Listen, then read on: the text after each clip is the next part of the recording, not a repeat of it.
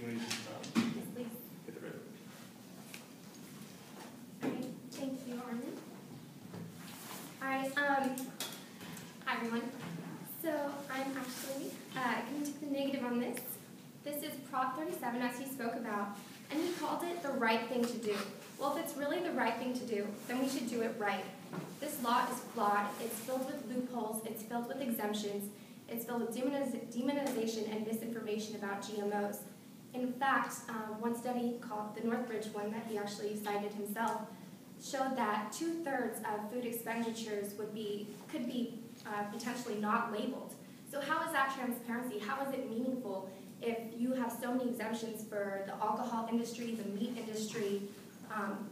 If you're going to go to a restaurant, you're not going to know what genetically modified foods or genetically modified ingredients and compounds are in your food. What's the difference? You're still a consumer in California, and yet you're not going to know if it's, you look in the aisles at the grocery store, you see fruit juice, you see alcohol, margarita mix. They both might have GE modified ingredients in them, but you're only going to know about it in your fruit juice.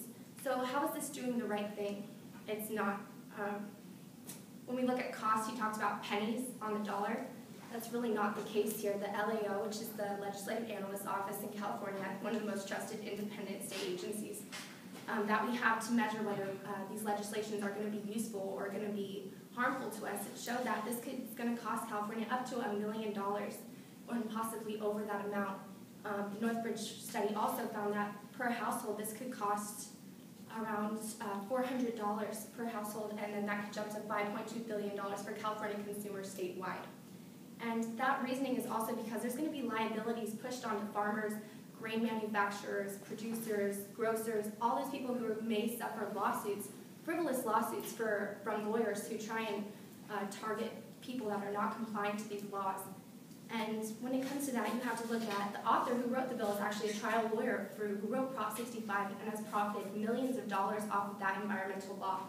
So it's really a self-interested law that's looking to take down biotechnology companies that have enhanced agriculture through science. And so doing that, it's also working with lawyers who are going to try and target these companies and make money and profit off of farmers that aren't complying with this law.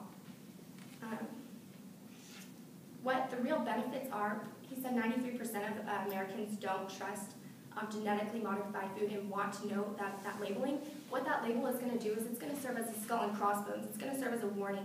It's a stigma already, and basically what it's going to do is it's going to deter people from purchasing those products, those GMO products that are perfectly safe as proven by the World Health Organization, the US FDA, the European Food and Safety Authority.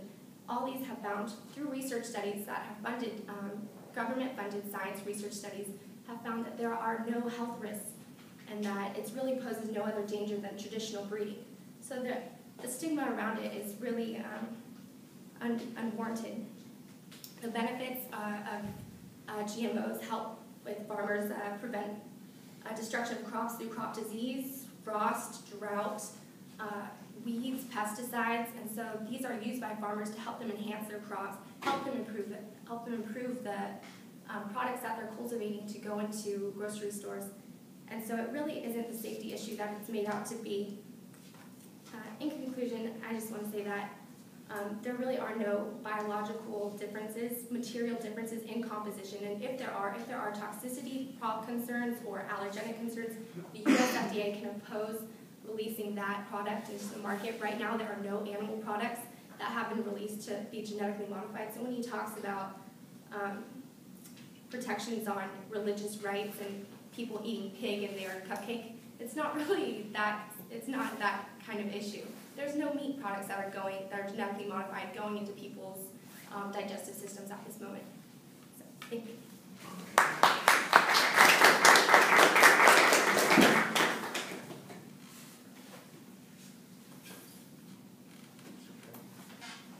Kind of lies.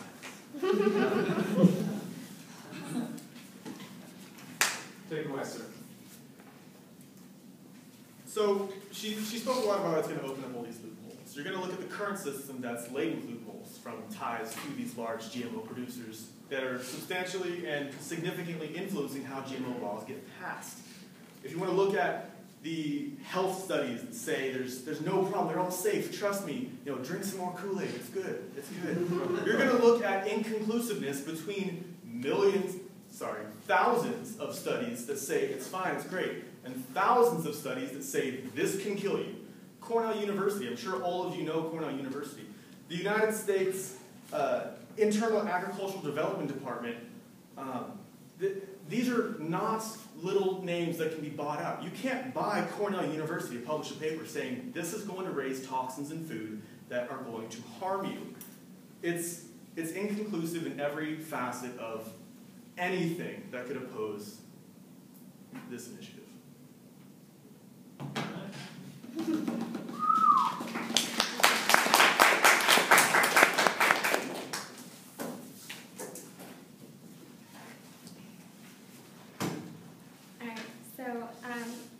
To what he said about science being inconclusive, that's really not the case. When you look at the overwhelming number of government agencies that have adopted policies of GMOs across the world, he talks about Argentina, Mexico, China, the US, Europe, they've all adopted GMOs because they're safe. They've been proven safe through science, and you can look at the World Health Organization, the European Food and Safety Authority, the Swiss National Research Program did a research study on GMOs and found that there's really no biological material difference between these two, between two tomatoes, one that's been genetically modified so that it can protect against frost in the crops, and versus one that hasn't. So, there's really not a safety issue here, and it's something that is a waste of money for California to be worried about spending millions of dollars on just to protect against something that we're already safe against and doesn't provide the true transparency that it promises.